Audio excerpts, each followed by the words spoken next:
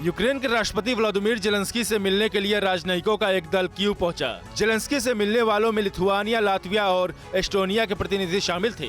दरअसल ये मुकाबला इस मायने में अहम है क्योंकि जेलेंस्की ने रूस का अब तक डटकर मुकाबला किया है। नाटो के तीनों देशों के लोगों ने जेलेंस्की की बहादुरी की तारीफ की।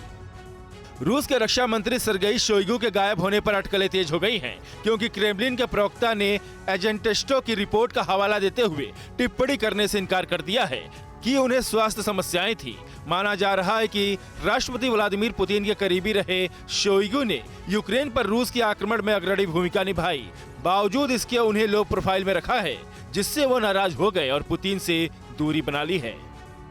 रूस और यूक्रेन के जंग के बीच मानवता की अद्भुत मिसाल देखने को मिली है। वीडियो में दिख रहा है कि खून से लथपथ एक रूसी जवान जमीन पर पड़ा है, लेकिन यूक्रेनी सैनिकों ने 30 दिनों की महाविनाश के बाद भी मानवता नहीं छोड़ी है। जवान उसे फर्स्ट एड देते हुए दिख रहा है। वो दर्द कम करने के लिए उससे बातें भी करता है।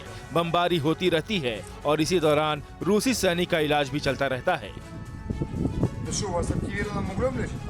यूक्रेन संकट को लेकर विदेश मंत्री एस जयशंकर ने अमेरिकी राष्ट्रपति जो बाइडेन के सवालों का राज्यसभा में जवाब दिया। उनके मुताबिक हम हिंसा और सभी तरह की शत्रुता को तत्काल समाप्त करने का आह्वान करते हैं। हम शांति के समर्थन में हैं। हमारा मानना है कि बातचीत और कूटनीति के रास्ते पर लौटने के अलावा और कोई रास्ता नहीं है। इसके अलावा हम स्वयं मानवीय मदद दे रहे हैं।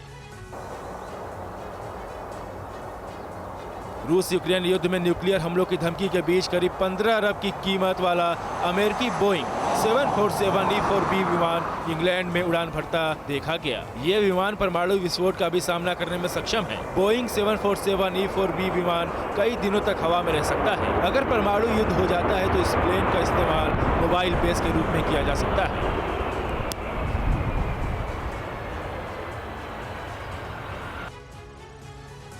पोलैंड में सोवियत सेना के सम्मान में बनाए गए एक स्तंभ को ध्वस्त कर दिया गया और पोलिश जनता के लिए इसका प्रसारण लाइव टीवी पर किया गया। पोलैंड यूक्रेन के खिलाफ युद्ध छेड़ने वाले रूस के विरोध में दुनिया के सामने लगातार आवाज उठा रहा है। इससे पहले पोलैंड ने रूस आने वाले ट्रकों की अपने देश में एंट्री बैन कर दी थी। ब्रसेल्स में G7 नेताओं की बैठक के बाद ब्रिटेन के प्रधानमंत्री बोरिस जॉनसन ने कहा है कि हम यूक्रेन के सशस्त्र बलों के लिए 2.5 करोड़ पाउंड और 6,000 और मिसाइलें देंगे। उनके मुताबिक यूक्रेन अकेला नहीं है।